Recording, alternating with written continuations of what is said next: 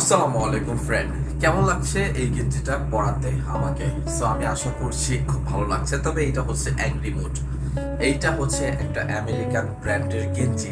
So এটার দাম একটু বেশি অন্যান্য গেঞ্জি চাইতে 33 রিঙ্গিত। কিছু মানুষ আছে যারা কম দামি জিনিস একটু কমই পরে, আবার কিছু মানুষ আছে যারা সবসময় ব্র্যান্ডের জামা কাপড় বা গেঞ্জি পরতে ভালোবাসে। সো দেখতে পাচ্ছেন যে এইটা আসলে এই মুহূর্তে আছে অ্যাংরি মুড, যা খুবই আকর্ষণীয় এবং স্টাইলিশ।